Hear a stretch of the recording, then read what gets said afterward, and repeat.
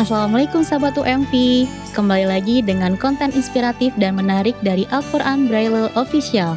Dengan subscribe, like, komen, dan share konten inspiratif dari Al-Quran Braille Official, sahabat telah ikut berkontribusi dalam program pemberantasan buta huruf Al-Quran Braille. Mari kita simak video berikut ini.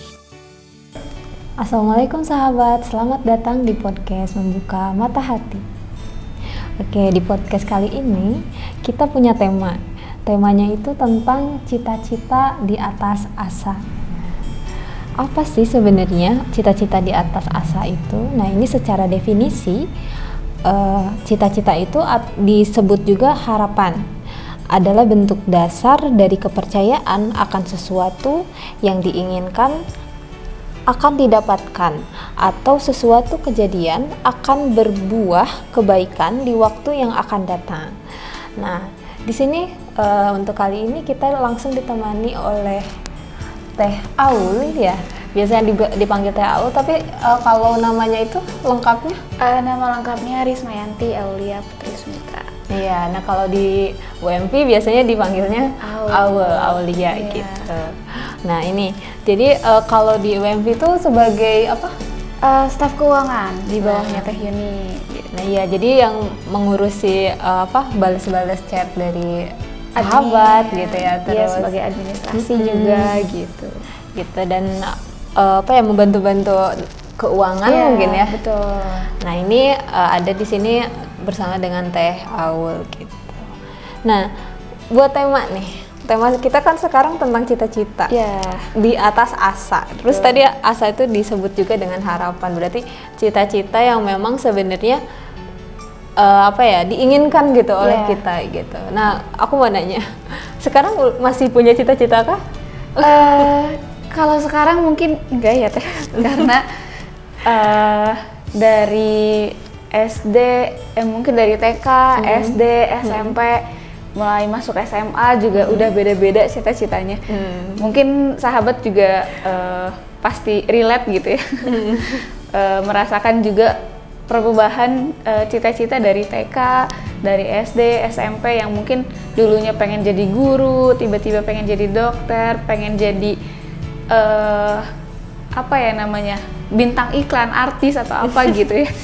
Tapi yang pasti kalau sekarang mungkin karena udah berbeda juga gitu, apa yang dijalankan sekarang udah nggak menuju ke cita-cita sebelumnya gitu. Iya pasti ada perubahan, tapi ada juga sih yang memang dari kecilnya saya pengen jadi dokter dan benar-benar jadi dokter ada gitu. Memang cuma dia kekeh gitu ya. Cuma kebanyakannya nih gitu dari teman-teman saya juga itu tuh punya perubahan gitu, cita-cita. Mungkin kalau kecil nih, kalau kecil cita-citanya apa? Waktu TK itu cita-citanya jadi guru. Gitu. Kenapa tuh jadi guru? Karena waktu itu kan guru TK Aul itu baik banget ya Teh. Sampai kayak Aul itu bisa segalanya karena beliau gitu. Jadi Aul tertarik, kayaknya bisa nih Aul cita-citanya pengen jadi guru biar sama kayak ibu, bisa mengajarkan anak-anaknya apa yang mengenal lingkungannya lah gitu ya. Terus semenjak SD berubah lagi karena bertemu dengan disebutnya Akang Teteh mungkin ya. Akang Teteh yang lagi PKL atau lagi masa-masa KKN gitu mungkin kayak ya. gitu. Mereka dokter gigi di SD itu. Terus Aul juga jadi tertarik karena mereka merawat anak-anak SD gitu yang banyak banget ya Teh, satu sekolahan itu, tapi mereka bisa mengatur dan merawat mereka bukan hanya dari giginya aja, tapi secara fisiknya juga mereka dirawat gitu. Oke, nah itu udah ada perpindahan tuh ya dari TK ke SD gitu. Nah SMP ada perubahan lagi? SMP udah pasti ada perubahan lagi Teh. Ada lagi gitu. Ada lagi. Kalau SMP itu mulai suka film gitu kan ya Teh. Udah ngelihat film ini, ngelihat film itu pengen jadi krunya gitu. Oh iya. Pengen ada yang di belakang layar gitu. Kayaknya karena wah gitu, kerja mereka tuh keras banget gitu. buat menciptakan suatu film yang banyak ditonton sama orang-orang gitu. Jadi Aul itu tertarik, kayaknya seru juga gitu ya, jadi kru-kru yang yang bisa membuat suatu film yang besar gitu. Itu tuh awal-awal SMP, waktu awal-awal nonton film lah gitu. Terus makin kesini ketemu dengan guru matematika yang guru tersebut bisa bikin Aul itu seneng lah belajar matematika gitu. Awalnya gak suka banget gitu kan sama matematika, siapa gitu yang suka sama matematika? Iya, siapa yang suka? Tapi dibandingkan dengan pelajaran-pelajaran yang lain, waktu SMP itu Aul lebih suka matematika, lebih suka berhitung gitu, tapi kecuali fisika gitu. Oh iya, fisika juga berhitung tapi nggak bisa gitu. Iya, karena satu komponen berubah, fisika tuh rumusnya juga jadi berubah. Beda gitu. Padahal cuma 0, gitu, atau ada angin bertiup gitu, itu betul. Udah berubah. Jatuh di sebelah kiri gitu kan, biasanya buah jatuh dari pohonnya ke sebelah kiri, ke sebelah kanan, hitungannya berapa gitu kan. Nah, Aul itu nggak bisa kalau fisika, tapi kalau misalkan matematika, Aul seneng berhitungnya. Sampai akhirnya Aul memutuskan juga masuk ke SMK yang tentang hitung-hitungan. Aul masuk ke jurusan akuntansi. Gitu. Oke, berarti perubahannya itu kalau sampai sekarang mungkin satu jurusan ya. Berarti perubahan yang dialami sama Aul itu dari SMP ke SMA mungkin. Iya. Lebih terasanya di SMP ke SMK-nya karena SMK ya. Iya. Aul melangkah menuju ke cita-citanya begitu ya. Walaupun mungkin masih belum terbayang gitu apa nantinya profesi yang bakal Aul jalani setelah Aul masuk ke akuntansi gitu. Oke. Boleh tahu dong kita SMK-nya di mana nih? Aul lulusan dari SMK Negeri 1 Bandung. Woi, berarti ini susah nggak sih tuh masuk ke sana? Susah banget teh. Oh iya. Itu tuh biasa ya teh, kalau misalkan akuntansi biasanya lebih tinggi peminatnya gitu. Iya, passing grade-nya juga. Karena waktu itu masih pakai NEM kan. Nah, Aul harus mencapai NEM yang tertinggi lah gitu. Yang sebisa mungkin masuk ke jurusan akuntansi tersebut. Tapi biasanya kan suka ada pilihan keduanya ya teh. Pilihan keduanya Aul itu jauh banget dari kata matematika. berhitung. Oh iya, berhitung. Apa tuh? Aul pengen masuk ke mesin. Oh mesin. Cewek ngatur mesin. Iya. Itu biasanya lebih kepake katanya kalau di mesin. Karena tapi, jarang kan ya. Aul itu pengennya masuk ke jurusan mesin pesawat.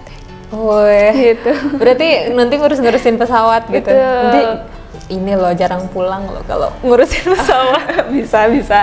Iya katanya kayak gitu. Iya betul. Karena mungkin tertarik karena AA juga sebelumnya masuknya jurusan mesin pesawat gitu, jadi kayaknya ramai juga gitu. Sampai akhirnya Aul juga tertarik dan ternyata qadarullahnya harus masuk ke jurusan akuntansi aja. Oke, tapi itu pilihan pertama ya? Pilihan pertama. Iya, berarti sukses lah ya dengan pilihannya gitu. Karena yang kedua kan itu pilihan kedua gitu. Oke, berarti ada perpindahan cita-cita gitu ya. Walaupun sekarang kerja di UMV sekarang sejurusan ya. Kalau saya sendiri agak melenceng dikit gitu. Karena kan dulu masuk sastra, jadi terus sekarang terjun di dunia kreatif gitu. Walaupun mungkin ada lah ya sisi kreatifnya karena seni juga ada di sana gitu. Terus penulisan dan lain-lain juga ada gitu di sastra. Jadi agak melenceng dikit aja gitu. Melencengnya dikit aja. Iya. Lebih sekarang mau ngatak-ngatik video gitu ya. Iya betul. Lebih kayak, aduh sekarang ide apa lagi nih gitu. Lebih nyari ide lagi gitu. Tapi berarti umumnya memang perubahan cita-cita tuh lumrah gitu ya. Iya. Banyak orang-orang yang punya kayak gitu juga gitu ya teh. Merasakan itu semua. Jadi bukan hanya mungkin yang awas aja, yang tunanetra pun mungkin sama ya teh, memiliki cita-cita yang dari kecilnya mungkin berubah sekarang jadi pengennya jadi ini, pengen jadi itu gitu. Kerasa juga mungkin sama mereka gitu. Iya benar. Kalau ngomongin tunanetra nih, gitu kan suka ada ya anak-anak main ke sini gitu ya. Terus kadang talk show ataupun cuma ngaji ke sini gitu. Nah itu memang secara cerita mungkin mereka pada saat apalagi yang tunanetranya dari lahir gitu, mungkin mereka apa ya cita-cita aku pengen apa ya gitu. Karena kan bisa dibilang gitu mereka berbeda gitu. Ada perbedaan yang tidak bisa dinikmati gitu ya oleh mereka gitu. Tapi apa ya luar biasanya gitu pada saat ada talk show tuh dengan anak-anak Citeureup ya, gitu. Dan mereka ditanya nih sahabat apa cita-citanya gitu. Mungkin Aul juga pernah lihat ya videonya. Ada di Instagram, boleh dicek gitu. Iya, dan kalau mau cek juga nanti di deskripsi insya Allah kita cantumkan gitu, karena ada video talk show Lentera Hatinya di channel kita gitu. Nanti kita cantumkan gitu. Jadi di situ tuh ditanya mereka tuh berarti umurnya berapa ya? Sekitaran SD menuju SMP mungkin. Nah, sekitaran itu mereka ditanya apa cita-cita kamu gitu. Berarti itu kalau kita mah SMP cita-citanya jadi apa? Yang itu tadi pengen apa namanya? Jadi ya, pokoknya yang berhitung-berhitung lah gitu. Kalau aku sendiri dulu tuh apa ya? Karena aktif juga di pramuka dulu, aktif di paskibraka dulu gitu pas SMP. Terus sama ya ada juga di seninya gitu kayak musik dan lain-lain. Jadi pengennya itu dulu aku pengen jadi paskibraka atau apa pramuka. Pramuka tuh apa ya? Jabatan tertingginya lupa. Pembina mungkin ya. Pembina pramuka. Kalau gitu. Pembina udah sih pas SMP. Oh iya. Cuma apa gitu ya kalau udah ningkat lagi tuh lupa. Nah itu tuh pengennya ke situ gitu. Jadi itu tuh bersikeras banget buat jadi pramukawati mungkin ya.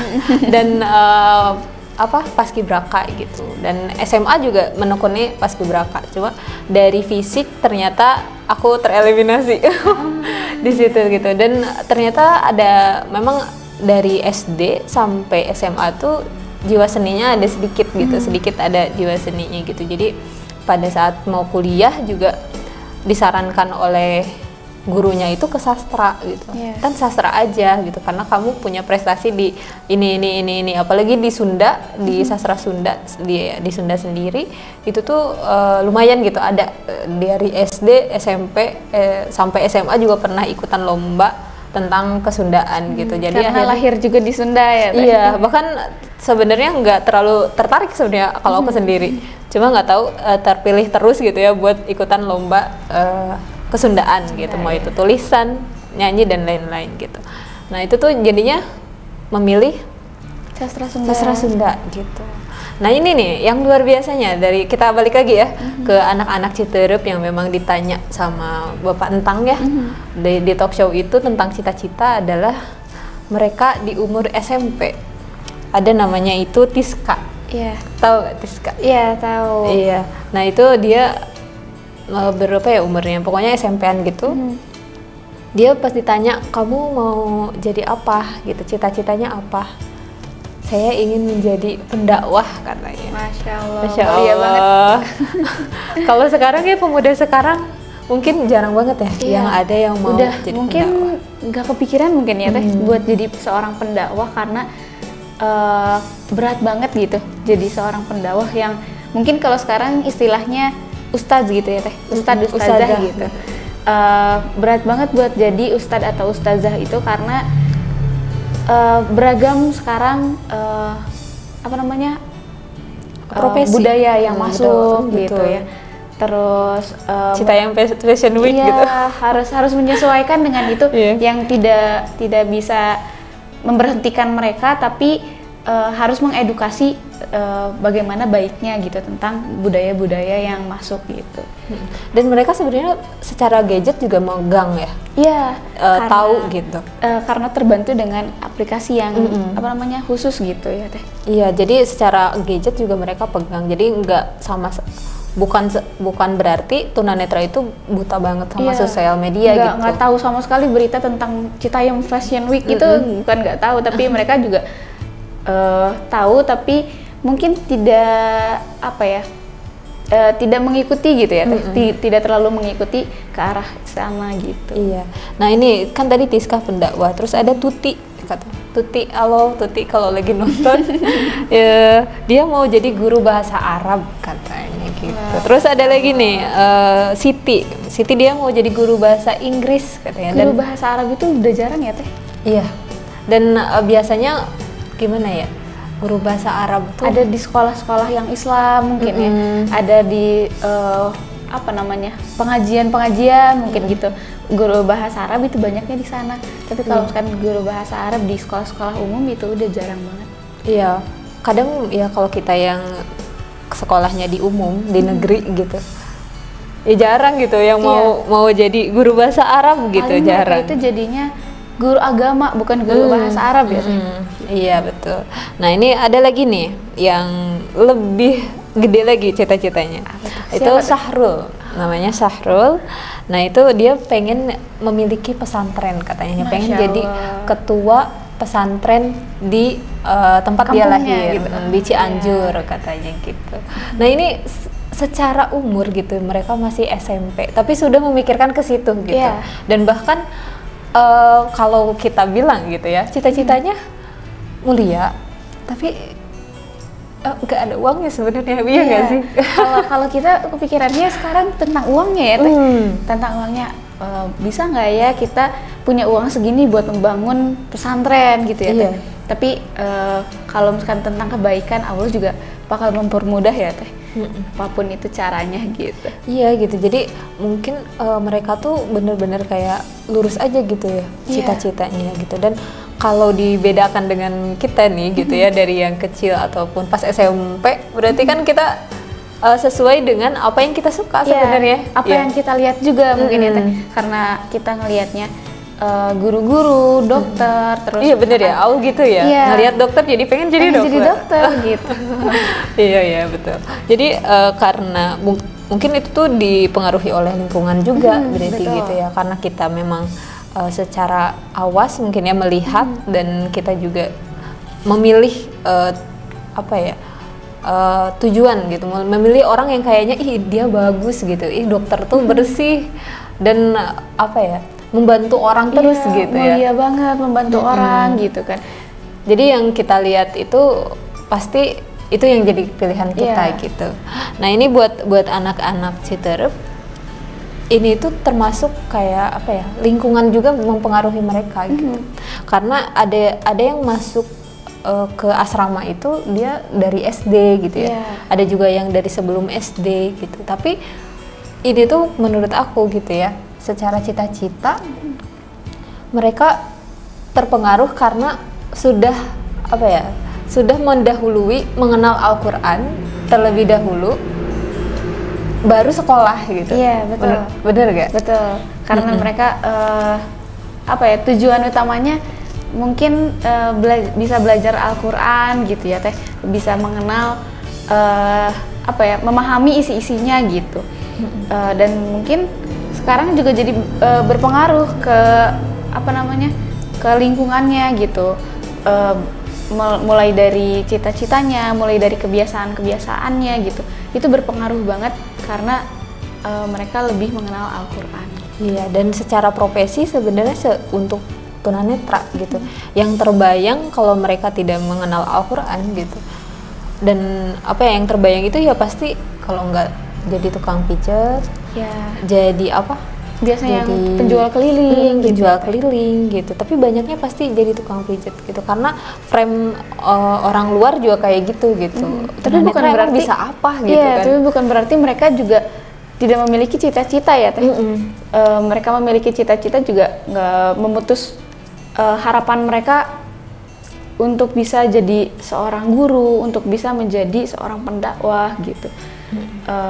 Mereka bisa melakukan itu karena banyak keinginan dari dirinya sendiri, yang pasti didukung juga oleh orang-orang sekitarnya gitu ya Teh. Iya betul. Jadi karena tadi lingkungan dan mereka sudah mengenal Al-Quran lebih dahulu gitu, mereka bisa terarahkan gitu. Kita mengenal Al-Quran, kita juga mengenal Al-Quran gitu, tapi karena kita awas gitu, melihat gitu, jadi kita terlalu terpukau dengan iya, indahnya terbuka, dunia. iya betul gitu. Itu juga suatu privilege juga sebenarnya Iya, buat betul.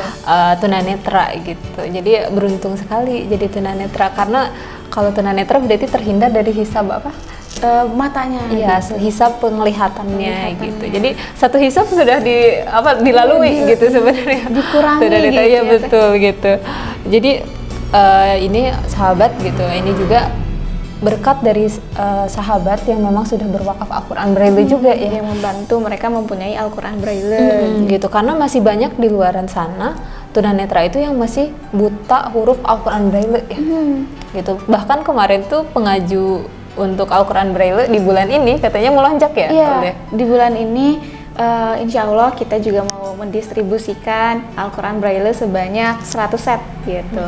Mungkin ya di bulan ini 100 set dulu, nah tapi nanti di bulan-bulan berikutnya kita tambah lagi gitu ya Teh, karena tergantung pengajunya juga, seberapa banyak pengajunya berarti seberapa banyak juga kita mendistribusikan Al-Quran Braille tersebut gitu. Oke, jadi alhamdulillah gitu ya sahabat, dengan adanya Al-Quran Braille gitu yang diwakafkan oleh sahabat itu menjadi petunjuk atau arah cita-cita anak tunanetra sekarang gitu, karena mereka sudah mengenal Al-Quran, mereka juga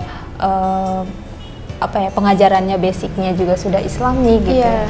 Jadi mereka terarahkan gitu, dan kelebihannya dari tunanetra sendiri dari pendengaran dan penghafalan yang lebih lebih tajam gitu ya. tajam gitu, dengan adanya Al-Quran mereka juga jadi bisa menghafal Al-Quran yang sudah banyak banget ya juznya gitu. Itu masih SMP loh, udah bisa sampai 5 juz, ada juga yang 7 juz gitu. Jadi itu insya Allah amal jariah untuk sahabatnya sendiri mengalir gitu, insya Allah gitu, dengan adanya wakaf Al-Quran Braille ini ya Teh ya. Gitu. Jadi tadi untuk kita nih gitu yang awas gitu, bukan nggak boleh untuk memilih cita-cita menjadi dokter, menjadi pengusaha, menjadi influencer ataupun YouTuber gitu. Bukan nggak boleh ya Teh. Mungkin malah harus terus dikejar gitu ya Teh. Apapun yang kalian inginkan, apapun yang dicita-citakan harus terus dikejar, bagaimanapun kalian melalui rintangan-rintangannya gitu ya. Tetap harus dikejar, karena yang tunanetra adik-adik dari Citerep itu mereka memiliki semangat untuk mengejar cita-citanya sebagai seorang pendakwah, sebagai guru bahasa Arab, guru bahasa Inggris. Mungkin ada juga yang menjadi imam gitu ya, pengen jadi imam di sebuah masjid gitu. Mereka terus mengejar cita-citanya, tidak membandingkan dengan keterbatasannya gitu. Betul. Jadi cita-citanya bisa dikejar, tapi jangan lupa juga dengan rohaninya gitu, rohani kitanya gitu. Walaupun kita menjadi dokter gitu, walaupun kita menjadi guru gitu, itu jangan lupa dengan tujuan hidup kita sendiri gitu. Setiap cita-cita ada mulianya ya Teh, karena membantu orang, karena ada tujuannya lah gitu ya.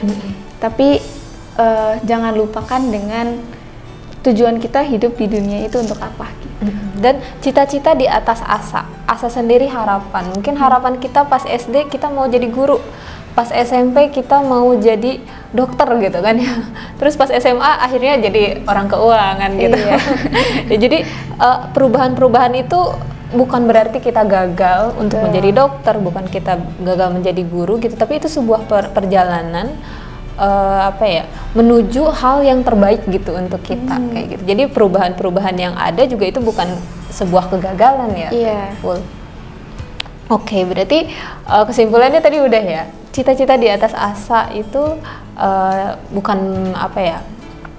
bukan berarti tadi cita-cita kita yang sebelumnya menjadi gagal gitu, tapi terrealisasikan dengan cara yang lain. Iya. Dan ini untuk sahabat yang mendengarkan, semoga menggapai cita-citanya sesuai dengan asanya, dengan harapannya gitu. Walaupun ada perubahan-perubahan itu tidak masalah gitu ya.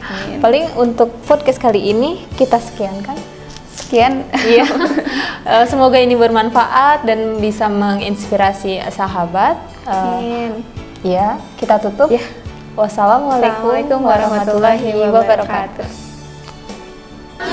Menjadi kebahagiaan tersendiri di saat Al-Quran Braille telah diterima dan dibaca oleh para insan tunanetra.